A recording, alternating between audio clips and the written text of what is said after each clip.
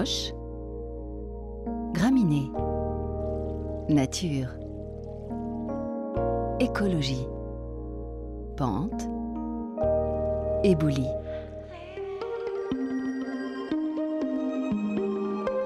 Le jardin naturel est une vraie tendance. Il imite la nature, laisse le hasard s'exprimer, mélange ordre et désordre dans le respect du site. Mais ce n'est pas seulement un exercice de style. Pour moi, tout a commencé avec les jardins naturels qui déjà contenaient l'écologie. Finalement, un jardin naturel, c'est un jardin qui respecte le biotope, le site où vous êtes, le milieu. Donc, de plus en plus, maintenant, on vient vers la nature, mais on va même plus loin, on reste dans quelque chose d'écologique.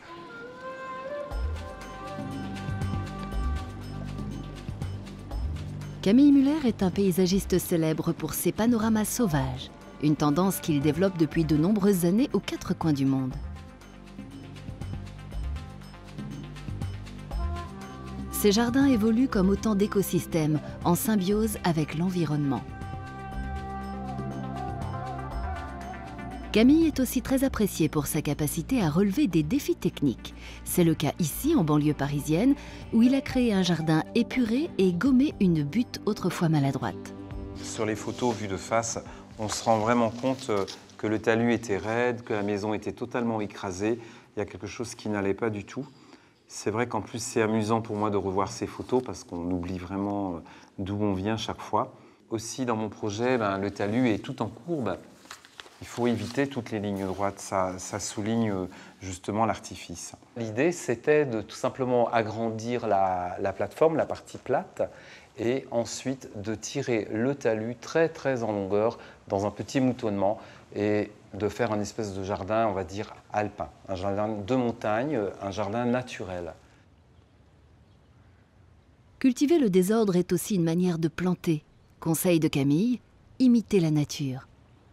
Deux plantes poussent l'une à côté de l'autre, la troisième est plus loin, les plantes se marient, s'appuient sur un rocher. Bref, il faut improviser, inventer, avoir l'impression d'avoir jeté les plantes et elles poussent aux endroits où elles tombent.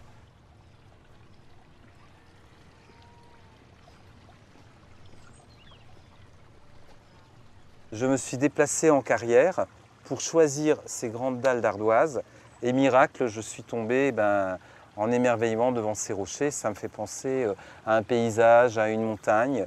Et donc je les ai choisis, je les ai marqués un à un. Celui-ci, on dirait que c'est une vague.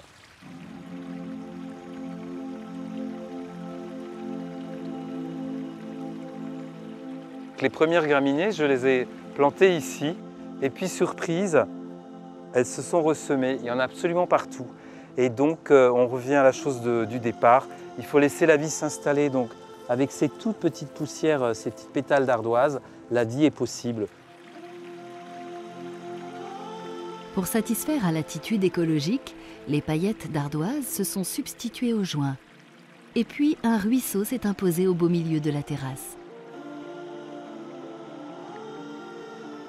Le grand plaisir de cet endroit, c'est effectivement ce petit ruisseau qui passe sur la terrasse et qui dégringole le long des rochers et qui atterrit dans un petit trou d'eau. C'est une pompe en circuit fermé qui ramène l'eau au départ de la source.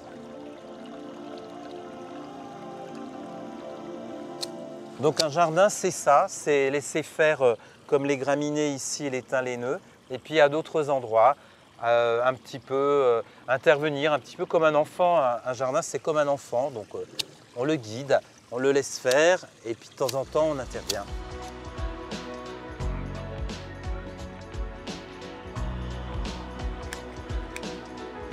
On plante, on ajuste et puis à un moment donné, le jardin, il devient autonome. C'est comme un adolescent qui devient adulte et là, il existe par lui-même.